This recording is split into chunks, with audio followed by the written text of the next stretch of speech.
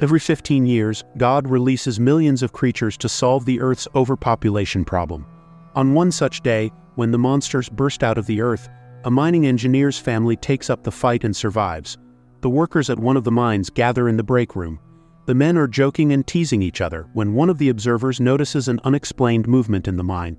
The foreman asks to zoom in, and the men see unknown creatures flying up from the very depths. One of the men goes to see what's going on and is attacked by a terrifying monster. A minute later, it turns out that there are thousands of these creatures, and they keep flying in and out. The cities of the world are under attack and millions of people are dying. Scientists suggest that these creatures came from the depths of our planet. The military cannot cope with this horror, and are losing on all fronts. The harbingers of these terrible events were global immigration of animals and the beaching of whales. But no one paid attention to that at the time. A protection program is started. Deep crevices are checked and cleaned, where they put special installations called gates. Eventually the world is stabilized, but the losses are terrible. 15 years pass, and one day mining engineer David sneaks down a ventilation shaft, searching for the source of a terrible odor in the office, and finds the carcass of a dead rat, while his ex-wife Laura is doing research in chemistry. Her colleague Milton once again tries to invite the woman to dinner, and she unexpectedly agrees, because today her son, teenager Tyler, for the weekend should be taken by his father. Meanwhile, the guy is socializing with friends, skateboarding, and seeing his girlfriend, Maddie, rushes to her. The girl is concerned about the coming eclipse of the sun. These are the days when monsters can appear from the underworld. Tyler reassures the girl because for 15 years there have been many eclipses and no creatures have appeared. He asks the girl out on a date and tells her that his parents split up after Judgment Day without telling him the reasons why. At this time, strange seismic activity begins on the gate.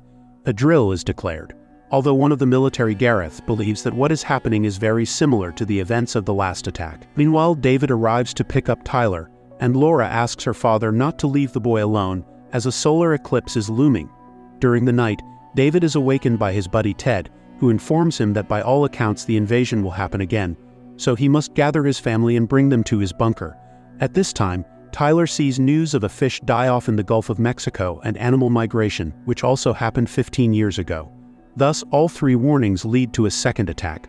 Laura asks her ex-husband to bring her son home, and he goes to his room, but he is not there. David goes to his son's favorite park. Milton also tries Tyler's phone, and the couple rushes to the skate park, where Tyler and Maddie are lying on the grass discussing ways to escape. Tyler confesses that his parents divorced because his dad wasn't there for his mom when she needed him. He won't make that mistake. At that moment, huge flocks of birds appear over people's heads, flying in the same direction as if fleeing from something. David also sees this flight and realizes what has already begun. At the same time, the first monster attack on a human occurs at the mine. David finds his son and his girlfriend when Milton and Laura arrive. Together they all get into Milton's car and rush to the asylum, which is booked. But there is traffic jam on the roads, which is exacerbated by demonstrations by Lucifer's followers. Eventually they reach the place, but only women and children are allowed inside. Laura, Maddie, and Tyler go inside, but suddenly the guy goes back to his father, not wanting to leave him behind. The woman also goes outside, and then the shelter runs out of space. Realizing that it is useless to argue with the military, people get into the car, deciding to get to the school and hide there. But not far away, they get caught in a traffic jam, and then the blackout comes and hordes of monsters burst out. Unfortunately, all the gates in the school fence are closed, and it is impossible to get inside. David orders them back to the car, but Milton starts to argue and is immediately attacked.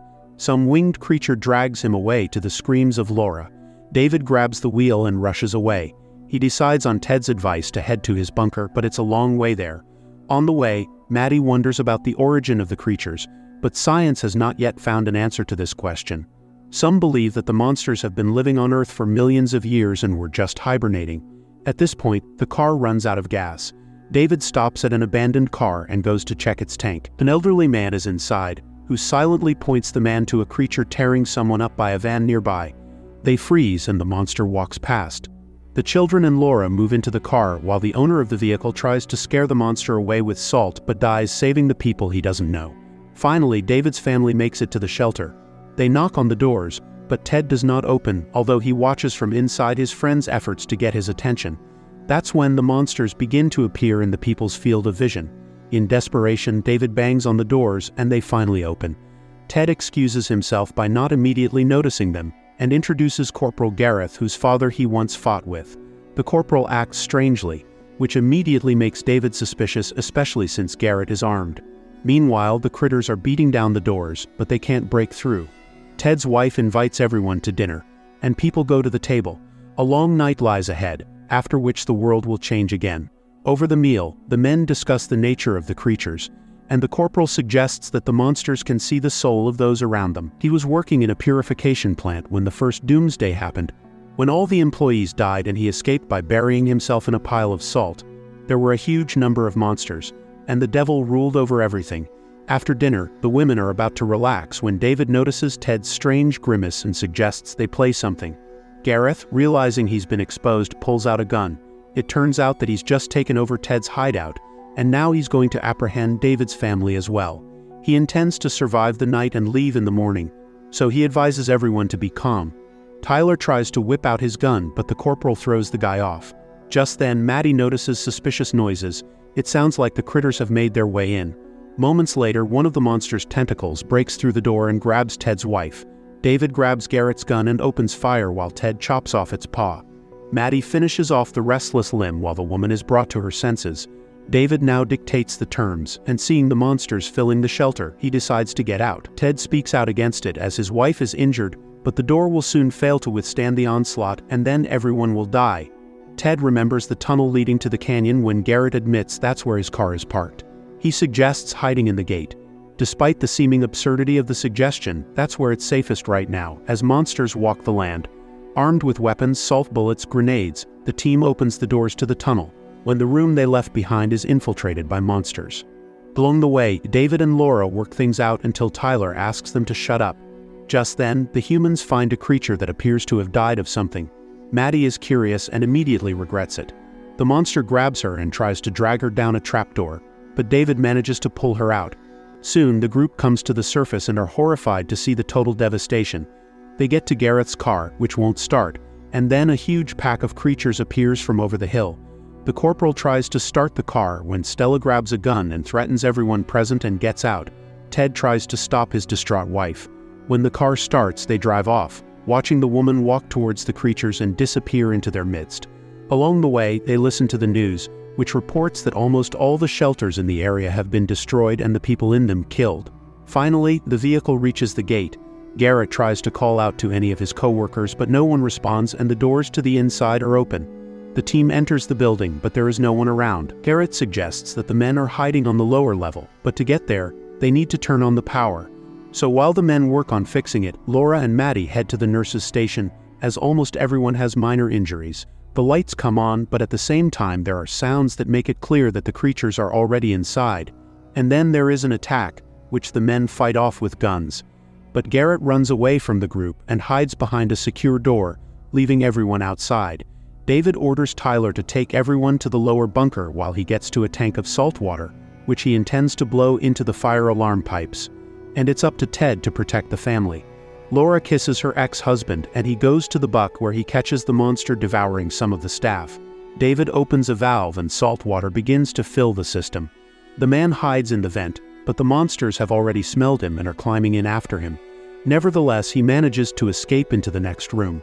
In the meantime, his family is caught in a dead end. People are forced to shoot back at the monsters. Ted orders Tyler to take the women away, and himself goes into battle and is killed the moment the fire system turns on and salt water kills the monsters.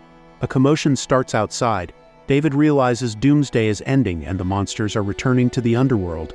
The family runs to the exit where they meet Garrett, who shoots Tyler. He apologizes, as the boy won't survive anyway. This world doesn't belong to the man anymore. Looks like the man just lost his mind. David knocks the corporal to the ground when a monster appears and devours the military man while the family hides in a nearby office. They manage to assemble an improvised explosive device when the monster bursts in on them and is killed by the blast. The family rejoices and goes upstairs, for now the darkness is gone and it's time to rebuild, but the people must prepare themselves to win this fight next time too. The plot of the movie is interesting, but the graphics in the 2016 movie are just awful. Write in the comments what you think about it.